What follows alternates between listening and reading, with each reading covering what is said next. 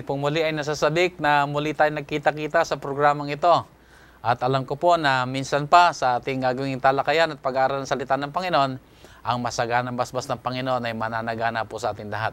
Ako po muli ang inyong lingkod, Pastor Ben Casimiro, at sa ating talakayang ito ay makakasama natin muli si Pastor Tornalejo. Maraming salamat, Pastor Casimiro. At sa lahat nating tagapanood, isang mainit na pagbati at sana po ang pagpapala ng Panginoon ay ating natatamo habang tayo ay napapatuloy sa ating pag-aaral. Okay, ang ating pag-aaral po ay dadako na sa ika-4 na leksyon na ito'y pinamagatang Panginoon ng lahat ng mga bansa. At sa pag-aaral ito ay isang panibagong propeta ang ating tutunghayan sa katauhan ni Propeta Amos. Nang nakaraang linggo ay ating tinalakay tungkol naman sa isang banal at makatuwiran o makatarungang Diyos. At sa ating talakayan naman ngayon ay minsan pa makikilala natin ang ating Diyos. Ang ating talata ay makikita natin sa aklat ng Amos 3:8. Pero bago natin basahin yan, mabuting tayo muna idadako muli sa ating pananalangin. Pastor? Tayo po ay manalangin. Makapangyarihang Diyos, Ikaw ay aming tinatawagan ngayon. Kami po ay nagpapasalamat sa iyong mga biyaya na ipinagkaloob sa amin sa buhay at sa kalusugan at sa pagkakataon na ibinigay mo sa amin na kami ay makapagpatuloy sa aming pag-aaral. Kami po ay humihiling na iyong patnubay at gabay habang aming tatalakayin ang aming leksyon ngayong linggo. Bigyan mo po kami ng sapat na kaalaman upang aming maunawaan ang ibig mong ipaunawa sa amin. Salamat po na ikaw ang napapatuloy sa iyong pag-ibig at pagdinig sa aming kahilingan. Ito ay aming dinadalangin sa matamis na pangalan na Jesus. Amen. Amen. Pastor Tornalejo, sa ating pong kauna-unahang leksyon ay ating nabanggit na ang pangalan ng mga propeta ay nakaugnay din sa kanilang mga mensaheng dinadala dito sa ating leksyon.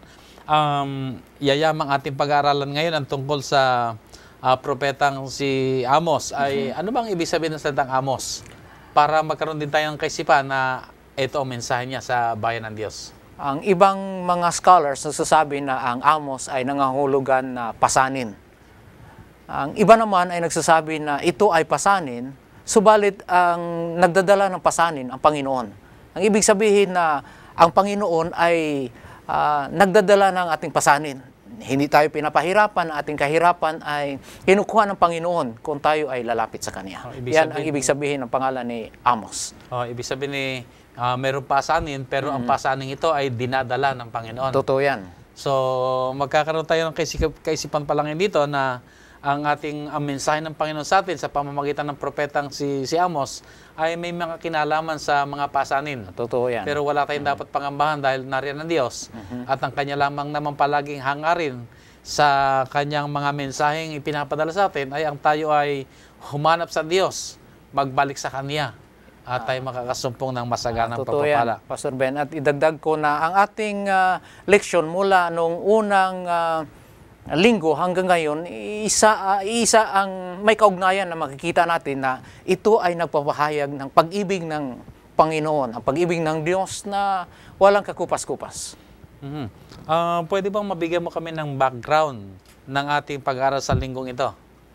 Paano mo nakita na ang pag-aaral sa aklat ng Amos ay kailangan natin at magiging pagpapala sa atin? Ang aklat ng Amos ay patuloy na panawagan ng Panginoon. Ito naman ay panawagan ng Panginoon sa taga-Israel. Sa hindi pa tuluyan na bagsak ang Israel sa taga-Syria, ang Panginoon ay hindi naghinto sa kaniyang panawagan sa pamamagitan ng mga propeta na sa lahat ng panahon, tinatawagan itong mga anak ng Diyos na sana ay maging tapat sa kanilang pananampalataya. So ano ang nangyari sa panawagang ito ng ating Panginoon sa pag-aaral natin ito? Ang masaklap na katotohanan, Pastor Casimiro, na sa kabila ng mga panawagan ng Panginoon, ang dinatnan ng Israel ay nagiging alipin sila ng mga Asyriano. Itong nakakalungkot ko minsan sa ating buhay sapagkat marahil ito talaga yung ginagawa ng kasalanan.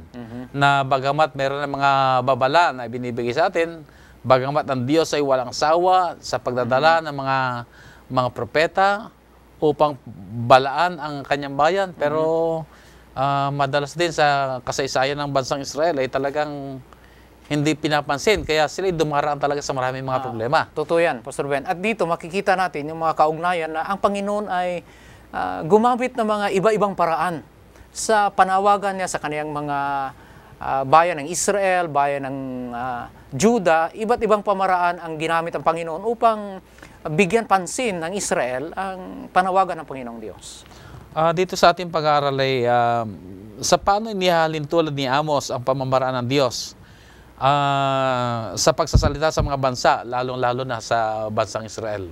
Mabuti po siguro basahin natin ang Amos 3 verse 8. Dito natin makikita ang anong inahilan tulad ng Panginoon sa kaniyang panawagan o ginamit ng Panginoon upang maintindihan mabuti ng taga-Israel ang panawagan ng Sa Diyos. Amos Kapitulo 3, talatang 8, at ito rin ang ating susing talata sa pag-aaral na ito.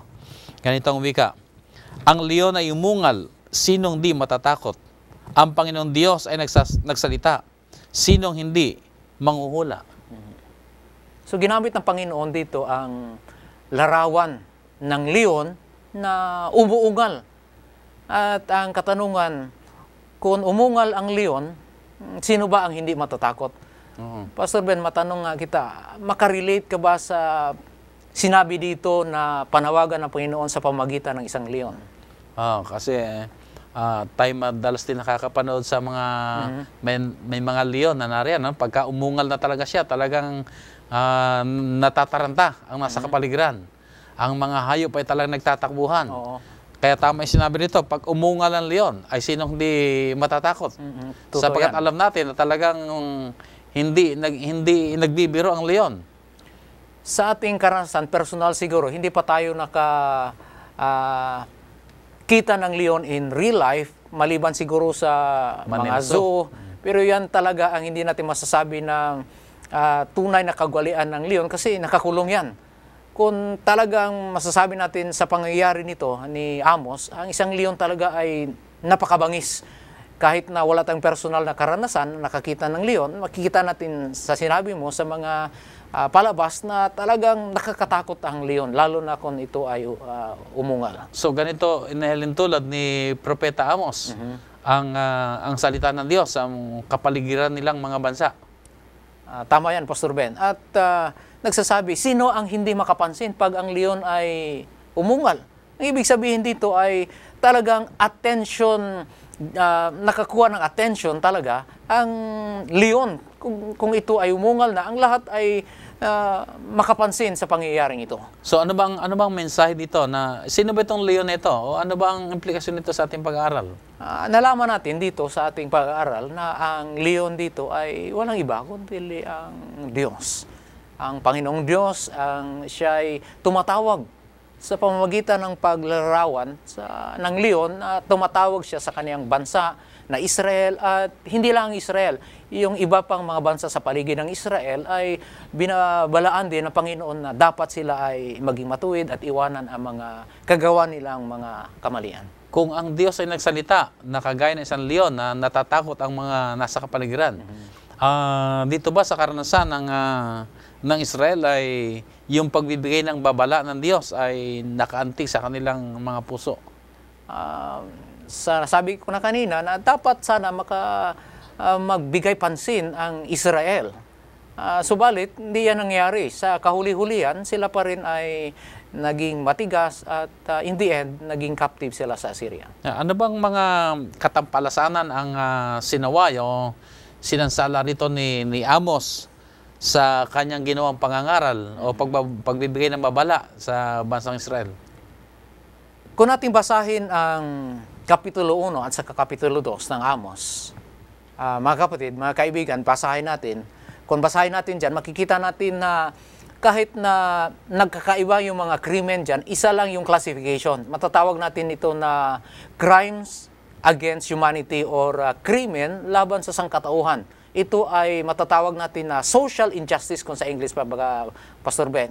Ito ay paniniil at mga iba-iba pang uri na naglalabag sa katuwirang pantao. Ito ang mga kasalanan ng mga bansa, kagaya ng Tero, Philistia, at ang masaklap dito, kasali ang Israel na gumagawa ng kasalanan laban sa sangkatauhan. So, paano pa natin nakikita ang mga kasalanan ito? Dito sa ating pag-aaral, binabanggit na ang mga kasalanan ito ay naging kasuklam-suklam sa harapan ng Diyos. Ito isang malaking katampalasanan. Itong mga tinatawag natin kasalanang social injustice, lalo tigit ang pagkakanunulo sa buhay ng tao. Totoo yan, Pastor Ben. May I request you to read sa Amos chapter 1 verse 9. Ito ay tungkol sa kasalanan ng bansa ng Tero, kung anong ginawa nila na ito ay kasuklam-suklam sa Panginoong Diyos. Okay, atin tingnan sa aklat ng Amos, Kapitulo 1, talatang 9. Ganito ang sabi ng Panginoon, dahil sa 3 pagsalangsang ng Tiro, oo, dahil sa 4, hindi ko ihiwalay ang kaparusahan sa kaniya, sapagkat kanilang ibinigay ang buong bayan sa Edom, at hindi inaalaala ang tipan ng pagkakapatiran. May binabanggit ditong yung pagkakapatiran. So, pwede bang mabigyan mo kami ng background?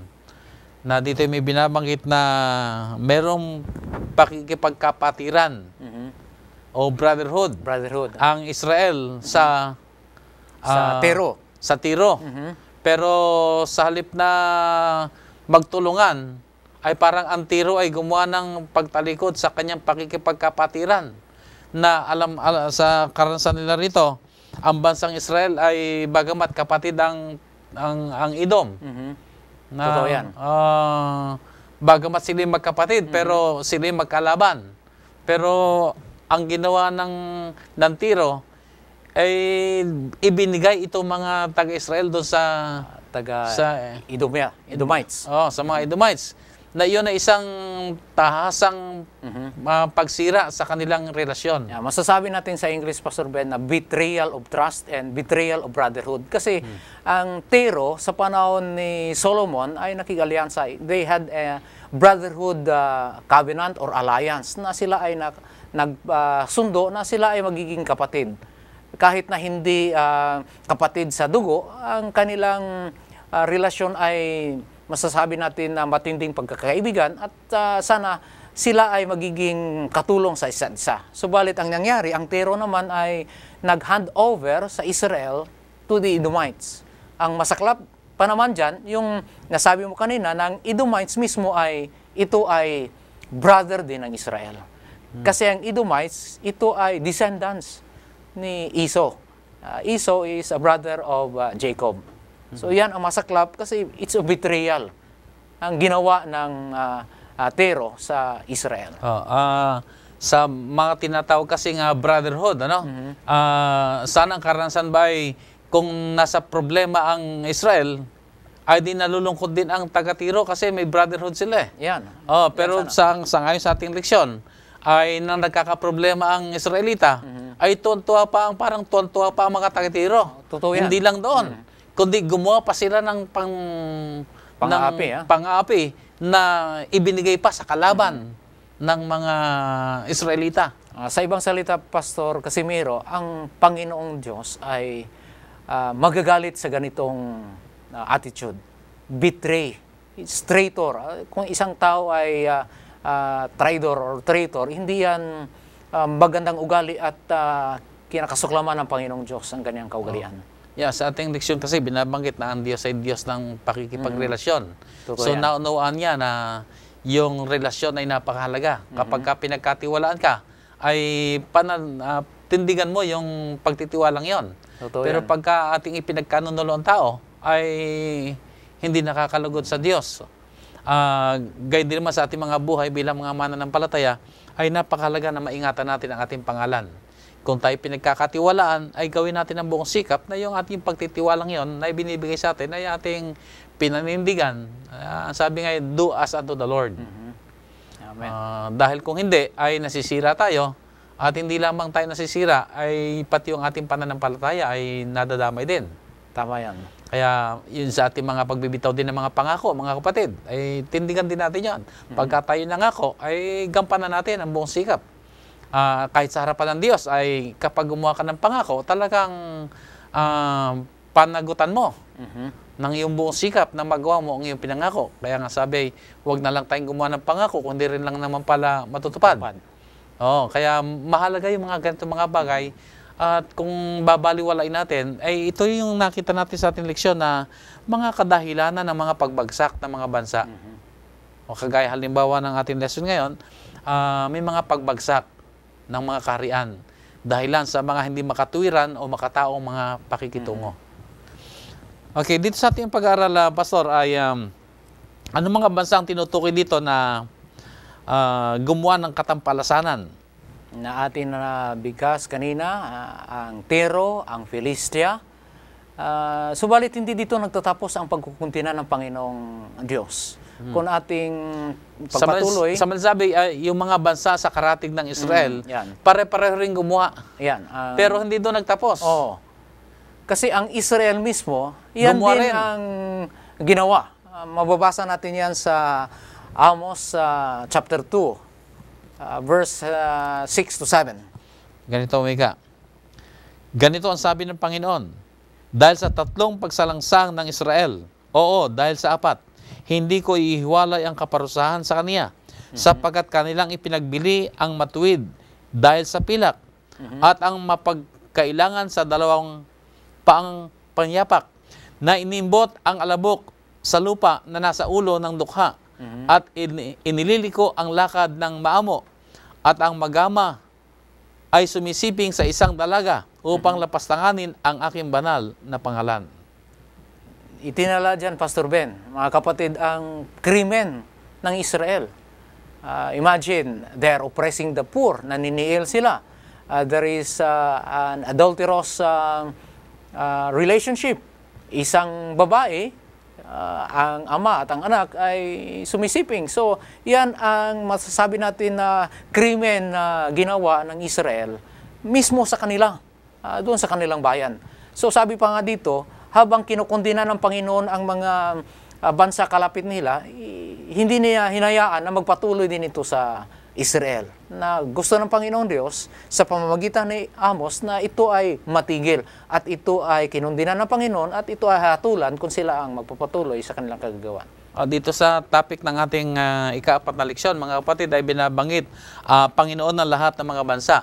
So, ang Diyos, bagamat mayroong pinili ang bansang Israel ay kanyang hinirang upang gumanap na isang tanging misyon, ay siya sana'y ginamit sa kapaligiran.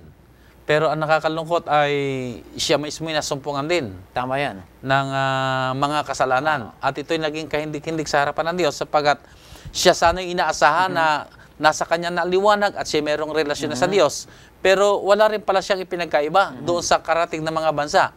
Yan ang isang punto na dapat natin bigyan ng diin.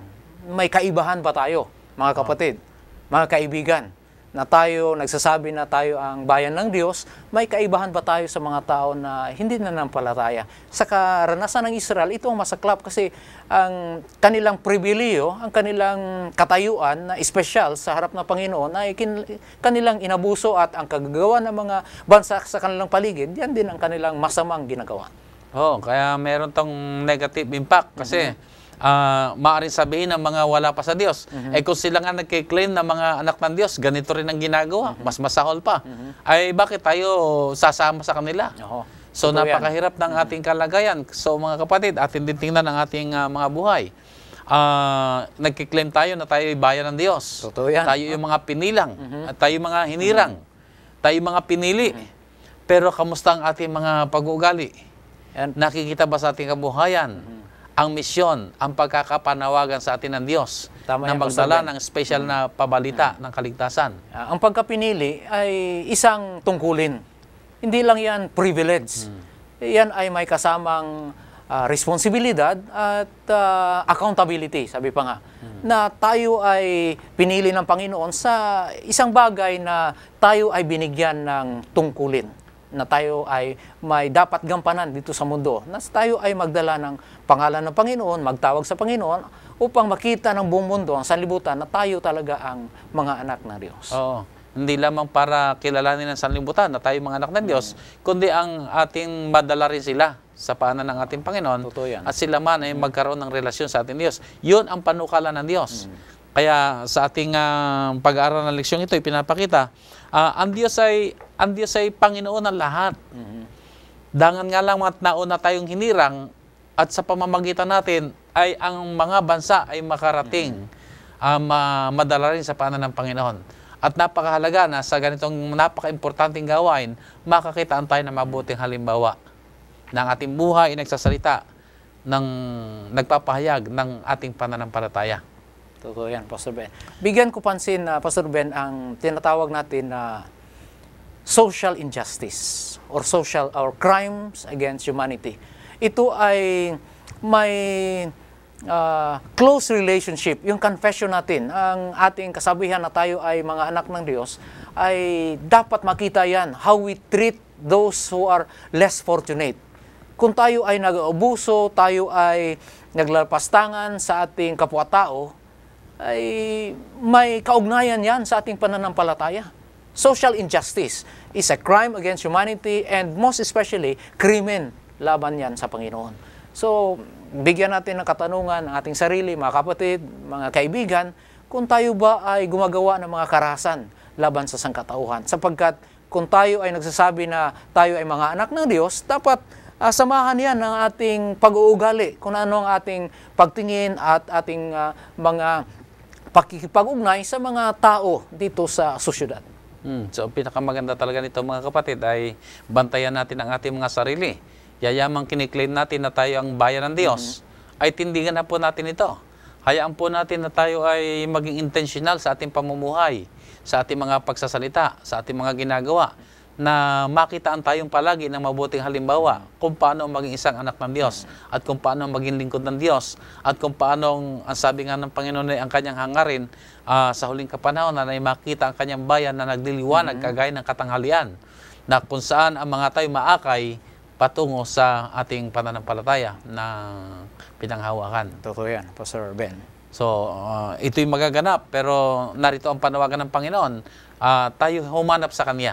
Kasi sa ating mga sarili, habang tayo nakahiwalay sa Diyos at malay sa Diyos, ay di ang gagawin natin ay ang mga katampalasan ang ginagawa rin. Kung minsan ay binabasa natin ang Biblia, tinisip natin, kahindik-hindik naman mga bagay ito. Pero siya sa atin din natin ang ating mga sarili. Baka iba lang ang kasalanan nila sa kasalanan natin. Pero parehong kasalanan. Kaya napakaganda yung panyaya talaga na tayo ay talagang lumapit sa Panginoon. Dahil hindi naman natin kayang pakabanalin ang ating mga sarili. Kailangan talaga natin ng Diyos upang siya ang gumawa sa ating mga buhay, mabago ang ating mga buhay, at sa kanyang biyaya tayo ay maglumiwanag sa sanlibutan. Tingnan natin, Pastor, ang Israel sila ay nabigo sa kanilang tungkulin, sa kanilang misyon. Sana ang hangarin ng Panginoon, panukalan ng Panginoon sa kanila na sa kanilang pamamagitan, ang Panginoon talaga ay mahirang na Diyos ng buong bansa, lahat na bansa. Subalit dito nakita natin na ang mga masamang kagagawan ng bansa na sa kanilang paligid ay ginagawa rin nila, and so they failed in their mission. And so ang ating katanungan sa ating sarili, how do we fulfill? Paano ba ating ginagampanan ang ating mission? Yan ang application natin, personal na practical application sa ating lesson. Ito nga yung nasa ating leksyon din na binigyan tayo ng marami mga pribilehyo. Masarap ang maging anak ng Diyos. Totoo yan. Isang malaking karapatan ang tayo tinawagan at na pinagkatiwalaan ng mahalagang gawain. Ito yung mga pribilehyo na ibinigay sa atin ng Panginoon, pero hindi para ating sarilinin lamang at gamitin lang para sa atin, kundi may mga misyon tayo na gagampanan, na kung hindi natin gagawin, ay ito'y malaking kapananagutan. At yun ang isang dinidin sa ating leksyon, na mapanganib ang mga pribilehyo. Totoo yan. Mapanganib sapagkat yan ay palaging may kakambal na responsibilidad. Pag hindi natin nagampanan ang responsibilidad, yan ay ating kapananagutan. Meron tayong accountability. Totoo yan. kung tayo pinagkatiwalaan at hindi tayo naging nasumpungang hindi matapat na katiwala, mananagot tayo. So, delikado rin ang mga pribilehiyo. Subalit, kung ang pribilehiyo sa biyaya ng Panginoon ay ating isa sa kabuhayan, ay sasabihin natin napakasarap maging anak ng Diyos at napakasarap na maging kanyang mga lingkod. Yan ang kulang sa Israel. Hindi nila binigyan pansin. Hindi nila naunawaan na mabuti ang kanilang pagkatinawag ng Panginoon. Pinili sila, subalit hindi yan nagtatapos. Hindi dyan nagtatapos. May responsibilidad sila. Subalit hindi nila yan naintindihan at sila ay nabigo sa kanilang At ito ang mga panganib na kailangan din natin bantayan sa ating Totoo church. Na sinasabi natin, tayo ang may dala ng pabalita ng kaligtasan. Tayo ang mga pinagkatiwalaan ng ganito mga kaalaman. Subalit ang mga kaalamang ito, pag hindi natin ginamit din, kapag hindi natin ibinahagi din, yung may malalaking kayamanan, pagkatapos sarili lang nilang kanilang inisip, mas malaking kapananagutan din yon. Yeah. Sapagat ang pagpapala ay pinanukala ng Diyos na maging kasangkapan lamang tayo o daluyan tayo upang kung magkagayon ang pagpapala ng Diyos ay makarating pa at makatulong pa sa kanyang bayan, sa kanyang banal na gawain. So, marami tayong mga tinatangkilik na mga pribilehiyo, pero huwag po natin kakalimutan, kagaya sa sinasabi sa ating lesson, mapanganib po ang mga pribilehiyo, mga kapatid. Kaya, ako'y pinapanalangin ko, magkaroon tayo ng mga mas marami pang privilege. Pero, huwag natin kakalimutan, ito'y isang karapatang ibinibigay sa atin ng Panginoon upang mas malaki pa ang ating magawa para sa kanyang banal na gawain. Balikan ko, Pastor Ben, yung katayuan sa sosyudad. Sa kalagayan ng Israel, sila, nung panahon na yun, they were experiencing na success, financial success. Subalit dito sinasabi, nabasa natin kanina, na they oppressed the poor. Tayo ay dumadalangin na sana sa church may maraming mga mayayaman, yung katayuan sa buhay. But let us also pray na itong binigyan ng Panginoon ng mga pribileyo, sana ay mas mahabagin, mas magpakumbaba at gampanan ng maayos ang tungkulin ng isang alagad ng Panginoong Diyos. Tama yan, Pastor. Ating tunghayan ngayon, sa anong eschatological na mga pangyari nakatuon ang pangangaral ni Amos, Propeta Amos? Tingnan natin, Pastor Ben, sa Amos, chapter 4, 12 and 13, kung sa anong event pinapahanda ng propeta na si Amos ang mga taga-Israel. Pag binanggit kasi natin yung salitang eschatological na mga pangyayari, ito ay nakatuon sa mga bagay na panghuling mga pangyayari. Yeah. Mga pangyayari pangkawakasan. Totoo yan. So, tingnan natin sa aklat ng Amos Kapitulo 4, sa talatang 12 hanggang 13, ganito umika. Kaya't ganito ang gagawin ko sa iyo, O Israel, at yamang aking gagawin ito sa iyo. Humanda kang salubungin mo ang iyong Diyos, O Israel. Sapagkat, narito, siyang nag-aanyo ng mga buhok at lumilikha ng hangin at nagpapahayag sa tao kung ano ang kanyang pag-iisip, na nagpapadilim ng umaga at yumayapak sa mga mataas na dako ng lupaang Panginoon. Ang Diyos ng mga hukbo ay siya niyang pangalan. Yan ang ultimate warning ni Amos dito sa mga taga-Israel, na itong lahat ng mga kasalanan laban sa sangkatauhan ay dapat nilang iwanan. Sapagkat ultimately, ang mensahe ni Propeta Amos ay ang mga katawan ay magiging handa sa salubong sa Panginoon. Ito ang pinaghandaan ng mga taga-Israel sa pagsalubong sa Panginoon.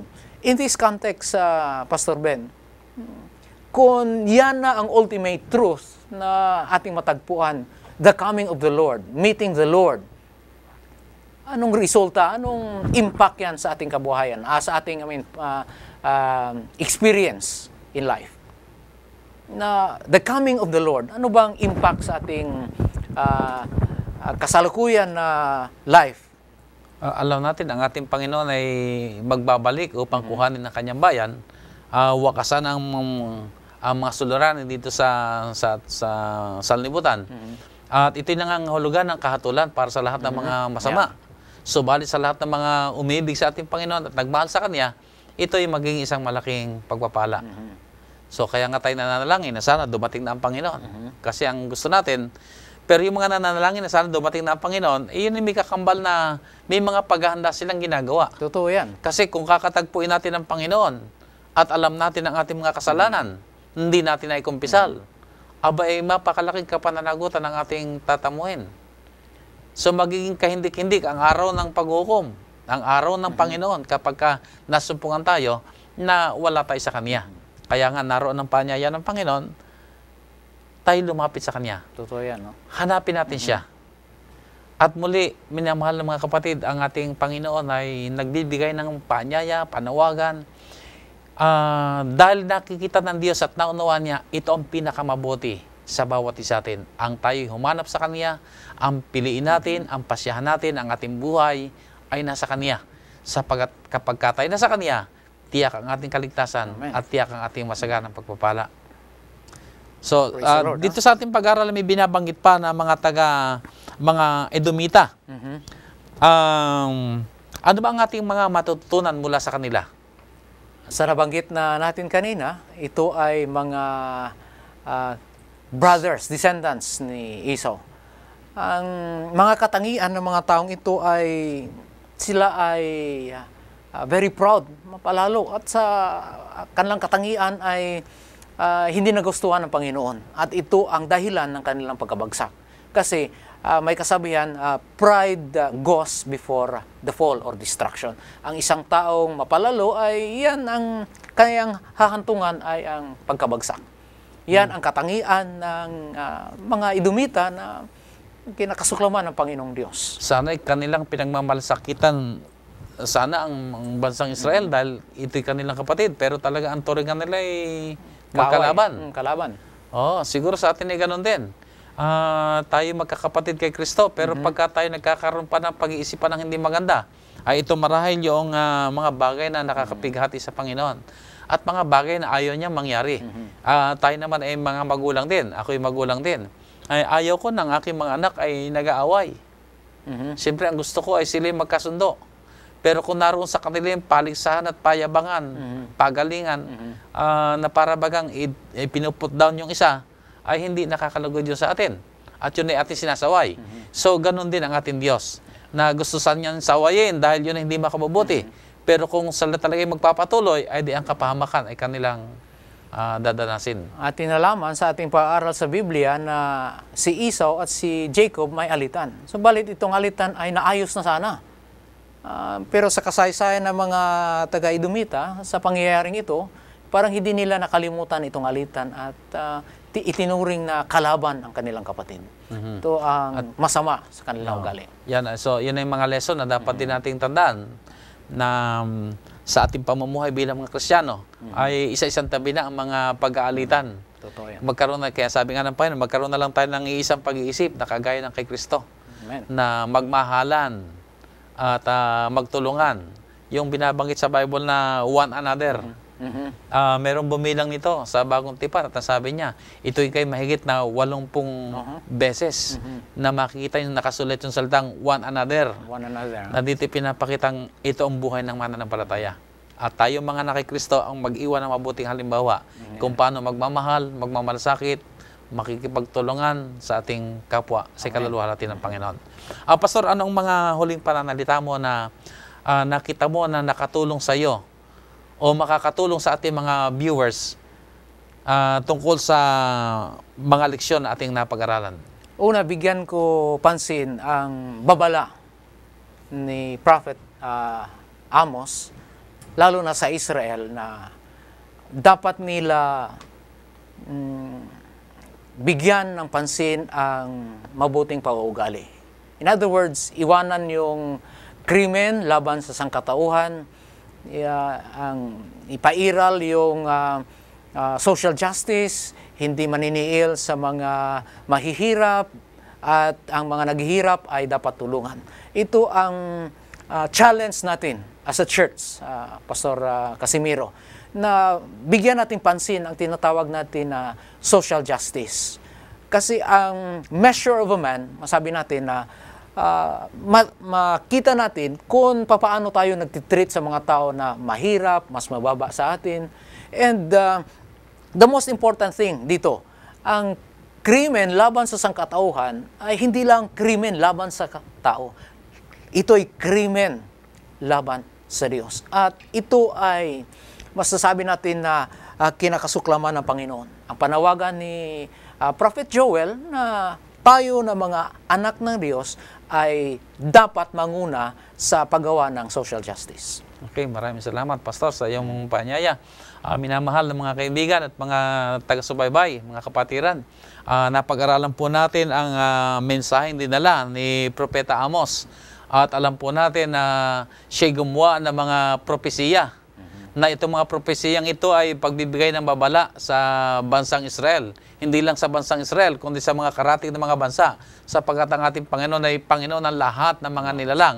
Siya ay gumawa ng mga babala sa pamamagitan ng propeta. At ang hangad niya ay tumalikod ang tao sa kasalanan. In-expose ng Panginoon ang kanilang mga katiwalian, ang kanilang mga kasalanan sa layunin ng Diyos na ito'y kanilang iwanan dahil dyan sila mapapahamak. Subalit kung hindi sila magpapasya na talikuran ang mga kasalanang iyon, ay mapapahamak sila kasama ng mga kasalanang iyon.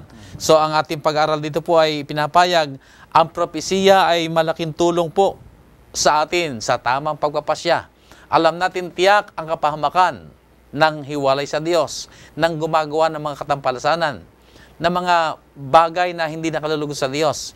Kung ang mga bagay nito hindi natin ihiwalayan, alam po natin ang magiging kahinatnan nito, kapahamakan, mapapahamak po tayo. Kaya muli, ang ating Panginoon ay nagbibigay ng panyaya, hanapin natin ang Diyos. Lumapit tayo sa Kanya. Walang dahilan para tayo mamatay sa ating kasalanan. Walang dahilan para tayo ay mamuhay na hiwalay sa Diyos. Ang pinakamasarap na karanasan sa buhay na ito, nagkaroon tayo ng relasyon sa Diyos, nagpasakop tayo sa Kanya, at pinasya natin siya ang maging Panginoon ng ating buhay. Amen. Kung magkagayon, mamumuhay tayong mapayapa at masaya, at tiyak ang magandang bukas natin sa kamay ng ating mandalalang. Amen. Muli po, minamahal mga kaibigan, nagpapasalamat po kami sa inyo na sa maiksing panahon ito ay sinamahan niyo po kami sa ating ginawang pag-aaral. At sana po ay minsan pa, kayo po ay pinagpala ng Panginoon sa pamamagitan ng pag-aaral na ito. Amen. Tayo po ay minsan pandumako sa ating pananalangin. O dakila at banal naming Diyos na nasa langit, patuloy po kaming nagpupuri sa inyo. Kinikilala kayo ang Diyos ng aming mga buhay. Kay dakila, Ama, ng inyong pag-ibig sa bawat isa amin. Hindi nyo hangad na kami mapahamak. Kung kaya nga po't kayo nagsugo ng inyong mga propeta upang kumagkagayon, bigyang babala ang inyong bayan, talikuran ang mga kasalanan, at ang kami lumapit sa inyo, magpasakop sa inyo. Kilalanin kayo ang Diyos ng aming mga buhay. Amen. Sapagkat kayo lamang ang aming pag-asa sa buhay na wala hanggan. Amen. Kami po, Panginoon, ay nagpapasya sa gabing ito, sa sandaling ito. Kayo po, Panginoon, ang maghari sa aming mga buhay. Hawakan po ninyo, Panginoon, ang aming mga kamay. At sa araw-araw na lumilipas, patuloy lamang po niyo kaming akayin, palapit sa inyo, tungo sa lalong pagpapasakop sa inyong dakilang pangalan. Pagpalain po ninyo, Panginoon, ang mga manonood po namin. Maging karanasan din nawa nila, Panginoon, ang inyong mayamang basbas, ang kasaganaan ng inyong mga kabutihan at pagpapala sa araw-araw. Salamat po, Ama, na inyong tinugon ang aming mga dalangin sa pangalan ng aming Panginoong Hesus. Amen. Amen. Muli po, mga minamahal na mga kapatid, mga kaibigan, maraming salamat po at muli tayong magkita-kita sa darating pong ganito ring oras at timpilan. God bless you all.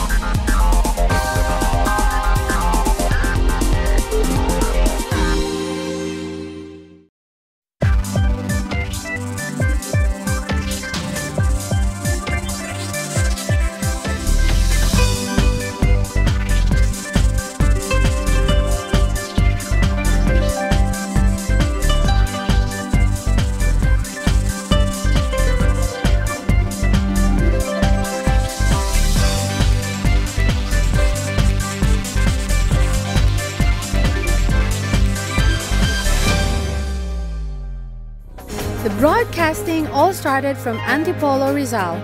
Back then was Channel 45. Hope Channel Philippines Luzon embraced the challenge of the television ministry at North Philippine Union Conference on December 2011. It airs 6 regular wholesome programs, 5 hours every day to bring the families of Luzon closer to the Lord. But it has not been that easy. The beginning of a modern ministry came to life when people with the same passion for God's work gathered and started planning for the ministry. That time they thought it would be impossible. Ating yung kaisipan na tayo ay maglulunsad ng TV ministry o yung pamamahayag sa television mula sa mas mataas nating panguluhan sa Southern Asia Pacific Division. Sa matuling sabi, kakailanganin ng napakalaking halaga at napakalaking pamamaraan upang ito po ay ating maipagpatuloy. Kaya nang ito'y tanggapin ng tatlong unyon, lalong-lalo na dito sa North Philippines, inisip natin saan tayo maglalagay ng studio? Kaya sa pagluhod sa panalangin, sa pag-aaral ng mga yung available na resources natin, pinagtibay ng Panguluhan ng North Philippine Union Conference na dito sa ikatlong palapag ng headquarters ilagay ang studio. Mababa, masikip, parang hindi papasa na studio, no? Pero sa ganung paraan, naniniwala tayo na mayroong pangunguna ang Panginoon kung kinakailangan mailunsad dito sa lalong madaling panahon. No? So, sa lalong mabilis na kaparaanan, pinasimulan na ang pagre-renovate. Humarap tayo sa problema na kung kinakailangan i-renovate ito, mangangailangan pa tayo ng building permit. No? Pero alam niyo ang Panginoon, siya rin ang maglalagay ng mga kaparaanan sa tamang panahon kung ito'y kalooban niya. But after a series of hard work and sleepless nights, little by little, the Lord performed on His faithfulness and proved everyone that indeed, to Him, nothing is impossible. What is a volunteer? There's a lot of meanings to this word that these people can give. Volunteerism is all about dedication. It is about your passion. It is about your heart. A volunteer is someone who is willing and has dedication to do God's work, has passion to deliver, and has a heart of service. Alam nyo, kung ang pag-uusapan ay volunteerism, may nauna po sa atin At yan ay walang iba kundi ang ating Panginoong Jesus. Siya ay nagkusa na siya ay pumunta dito sa atin upang sa pamamagitan ng kanyang pagkukusang yon, matugunan ang pangangailangan na malaki ng tao.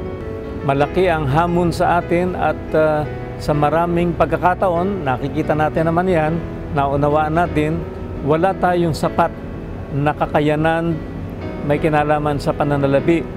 Alam natin tayo nagtitiwala na ang Panginoon ay siyang magbibigay sa atin ang ating pangangailangan. Pero sa kapanahonang ito na marahil sinusubok ng Panginoon ang ating pananampalataya at hindi natin alam kung kailan tayo magkakaroon ng sapat na kakayanan sa pananalapi sa gawain ito upang ang gawain ito ay mabilis nating mapalaganap at matapos ang ipinagkaloob sa atin na tungkulin ng ating Panginoon na walang iba kundi ang pangangaral ng Ebanghelyo. Alam na Diyos kung saan naroon ang inyong puso. Bilang voluntaryo sa Hope Channel Philippines, una, ako'y nagpapasalamat sa Panginoon ako ay napabilang dito. Kaya, ang mahalaga ho dito bilang kabahagi ng Hope Channel, yung ating pagtatalaga, yung ating dedication. Huwag po tayong mag-atubili na suportahan ang gawain po ng Hope Channel. Napakarami pong pagsubok ang aming naranasan nang kami po yung sumali nito. Naalala ko nga sa ting aming mapag-uusapan ni Edward, kung alalahanin po namin, ipinaranas po ito ng ating Panginoon upang ang ating pong gawain dito sa Hope ay lumago. Yung pagsubok sa buhay natin, palagi at palagi na darating sa ating buhay. Ang hamon ngayon ay nasa sa atin. Kung ang mga hamon na ito ay ating titingnan sa isang positibong aspekto. Sa kabila ng anumang klaseng pagsubok ay nananatiling masaya sapagkat kami pong lahat, kaming mag-asawa, ay masayang nakapaglilingkod sa Kanya. napakalaking hamon po sa bawat isa sa amin. Sapagkat marami pong mga maaaring pwede sa aming lugar. Maraming may mga kakayanan. Subalit mas pinili po namin na maglingkod sa Panginoon sa pamamagitan ng maliliit na kaparaanan, maliit na kakayanan. Kayo po ay aming iniimbitahan na patuloy na suportahan ng Hope Channel Philippines. At alam ko po na sa pamamagitan ng inyong panalangin, sa pamamagitan ng inyong mga pagkakaloob, ang gawain pong ito ay magtatagumpay at ang Panginoon ay makikita natin sa alapaap ng langit. Kahit na anong challenges na inyong nararanasan, ay huwag natin kalimutan siya na siya lagi ang ating lapitan. Kapag siya lagi ang ating lapitan, alam niyo po, yung ating puso ay lagi ma-experience natin na masaya. Hindi rin namin naiwasan na mag-alala sa mga bagay na kailangan tulad ng pangailangan financial. So hindi naalis sa amin yung mag-alala. Pero maraming beses na napatunayan namin ang Panginoon talagang the best. He is an on-time God. Ang humawak ng ganito kalaking ministeryo, yung magpatakbo ng TV channel ay hindi madali. Subalit sa tulong ng Panginoon at sa tulong ng suporta nating lahat, walang imposible sa Diyos. Mabuhay ang Hope Channel Philippines! The Hope Channel production will never be complete without the production set and the talents who dedicatedly gave their time and efforts in producing programs for Hope Channel Philippines Luzon. Everyone had talents that God has entrusted. It may be your choice to use these talents for the finishing of God's work or not. But these people have already made their decision, that is, to serve the Lord. Kaya aking kayong lahat inaanyayahan, mga minamahal, na inyong patuloy na subaybayan ang palatuntunan ito sa Hope Channel, sapagkat kami nakakatiyak na sa inyong masugid na pagsubaybay, makikinabang po kayo.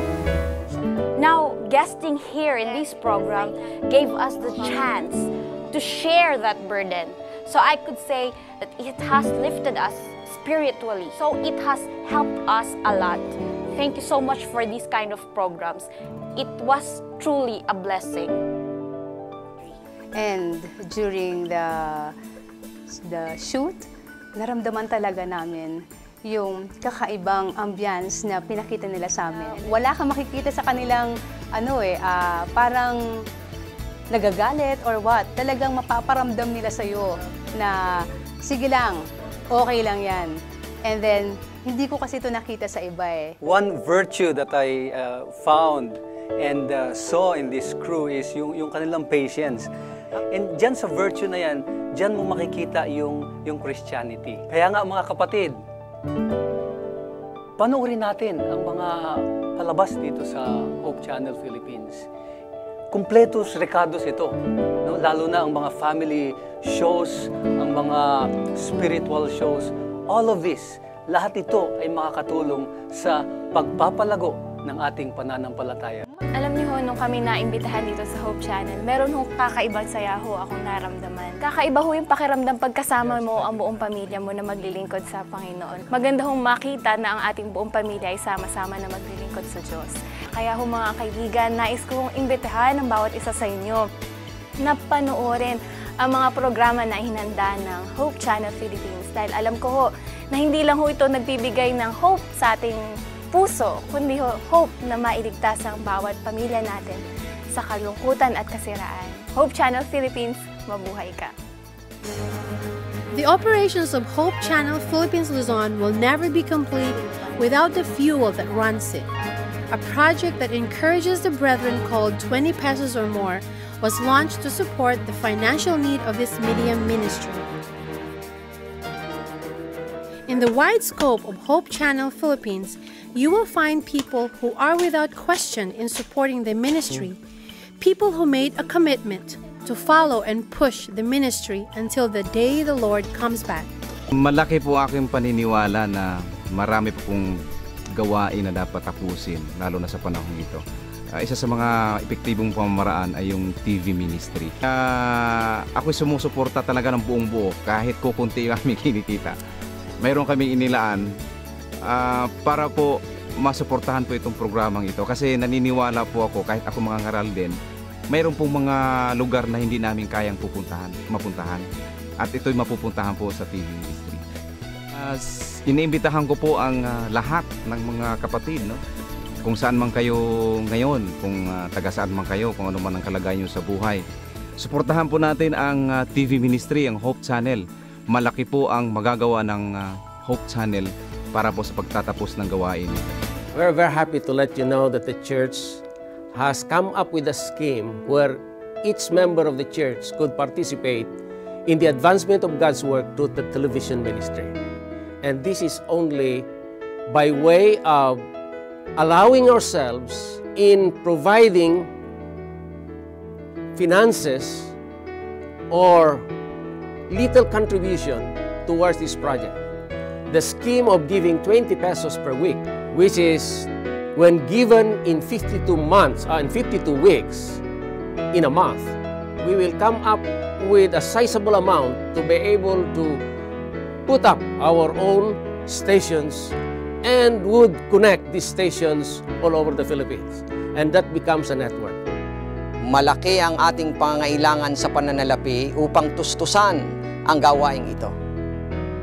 Alam ninyo, kung tayo ay magkakaloob 20 piso linggo-linggo sa loob ng isang taon, hindi lamang 1,000 ang ating maiipon. Kung hindi, ito ay mahigit na 10 milyon, aabutin pa nga ng mga 16 na milyon eh. And so we would request every church member to get involved into this project by envisioning some ways wherein they could be able to help in this kind of project that the church has envisioned. Kapag itong 20 pesos na ito ay nanggagaling sa ating puso at ito ay ating itinatalaga para sa gawain ng Panginoon, ang ating 20 pesos ay malaki ang magagawa para sa gawain ng Panginoon. Maliit na halaga, subalit maraming kaluluwa ang madadala sa paanan ng ating Panginoon. Maliit na halaga, subalit may liwanag na madadala sa kadiliman ng sanlibutan. Kaya't ako'y naniniwala na kung ito'y ating susuportahan, ang pagdating ng Panginoon ay para na rin nating napapadali. Akin pong sinusuportahan ang gawain ng Hope Channel sapagkat ang gawain na ito maraming kaluluwa na madadala sa paanan ng ating Panginoon sapagkat napakahalaga ang kaligtasan ng isang tao. Kaya mga kaibigan at mga kapatid, akin ko po kayong iniimbitahan na suportahan ang gawain ito ng Hope Channel. Ang pabalitang ito ay mapaabot sa mga tao upang tanggapin din nila ang ating Panginoong Jesucristo bilang kanilang tagapagligtas. Bawat 20 piso na ipagkakaloob mo, dadalhin sa himpapawid sa loob ng bawat tahanan ang isang pag-asa na hindi masusumpungan sa anumang bagay. Kaibigan, sa bawat 20 piso na ibibigay mo, dadalhin natin ang katotohanan sa bawat tahanan. At sa bawat 20 piso, mag-asawa na lalong paigtingin ang pagmamahalan. Sa bawat 20 piso, maililihis natin ang maraming tao sa tiyak na sakit at kamatayan. Sa bawat 20 piso, ihahatid natin ang tunay na pabalita ng pag-asa sa tahanan. Ano pa kaya kung hihigitan natin ito? Tunay na lalong mas marami ang makikinabang sa pabalita na dala natin sa bawat programa dito sa Hope Channel. Kaibigan, dalangin mo na lalo kang bibigyan ng Panginoon sa bawat pagnanais mong makatulong, sa bawat pagnanais mo na makapagbigay, dadagdagan ng Diyos ang iyong maaring ipagkaloob sa Kanya.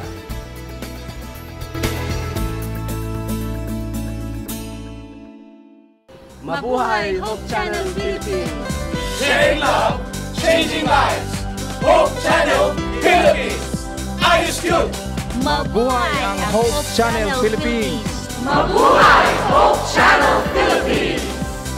Mabuhay Hope Channel Philippines! Mabuhay ang Hope Channel Philippines! Mabuhay ang Hope Channel Philippines!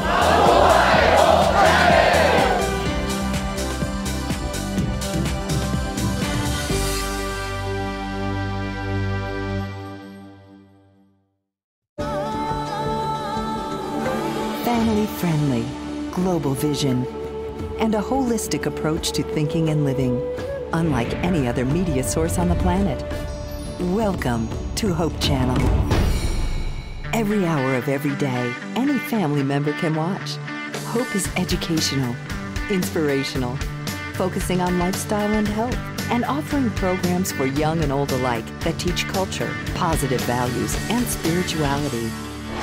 It takes a global network to be in touch with planet Earth's global community. Hope broadcasts everywhere in the world with 7 global channels, and we're affiliated with more than 50 media production centers on 6 continents. The result?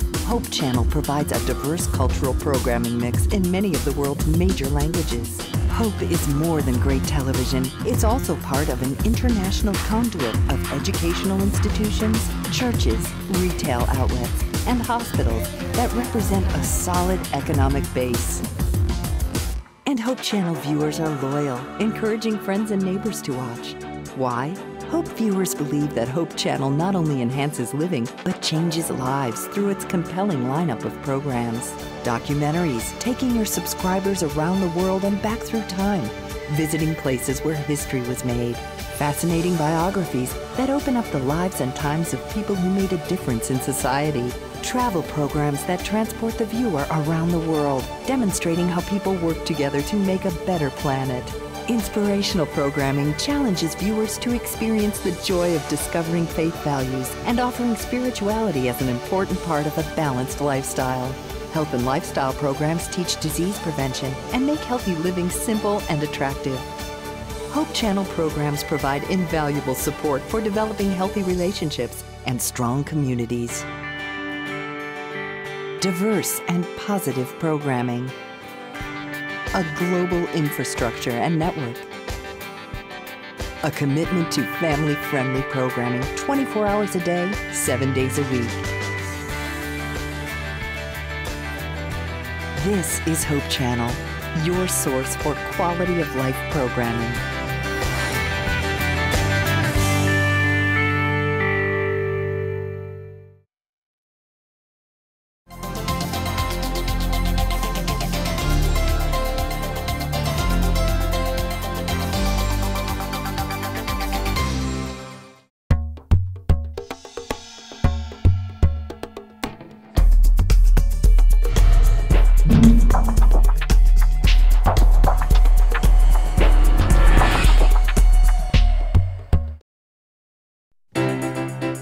From the 7,107 islands of the Philippines comes our sun-kissed warm congratulations to Hope Channel's newest milestone. We are proud to be a part of the Hope Channel team. This is the Lord's work. He will carry us through. And Team Philippines is with you all the way. To the worldwide ministry of the Hope Channel, Mabuhay!